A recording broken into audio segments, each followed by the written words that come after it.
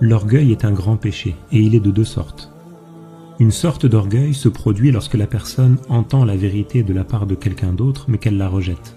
Elle la refuse, car cette autre personne, c'est par exemple quelqu'un de pauvre, ou elle a moins de science, ou elle a un statut social inférieur au sien, ou elle est plus jeune. Si une personne rejette la vérité tout en sachant que c'est la vérité, pour une raison comme celle que l'on vient de mentionner, c'est une des deux sortes d'orgueil contre lesquelles le prophète nous a mis en garde et qui compte parmi les grands péchés.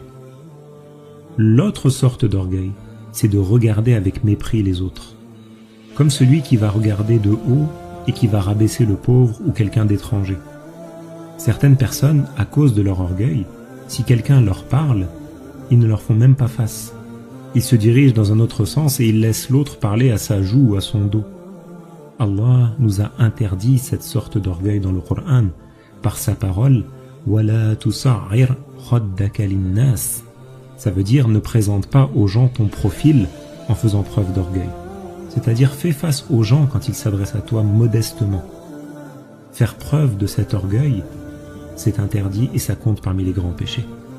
Allah nous a appris « Wala tamshi fil ardi maraha » c'est-à-dire ne marche pas à la manière des orgueilleux.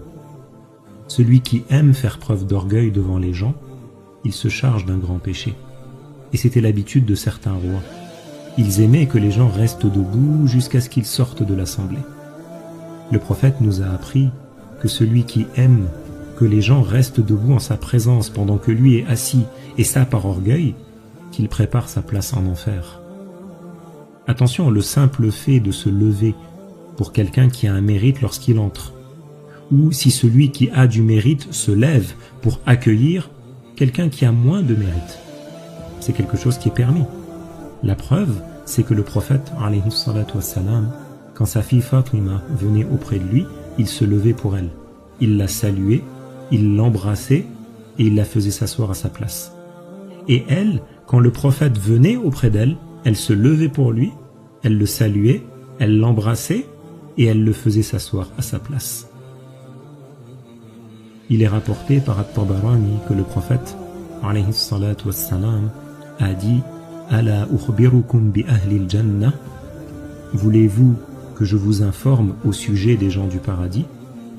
Et il a dit « Ahlul jannah kullu haynin laynin sahlin qarib » Il a dit « Ce sont toutes personnes des gens du paradis qui est quelqu'un de modeste et de facile dans sa relation. » Il est parvenu dans le hadith qu'un homme marchait à la manière de l'orgueilleux.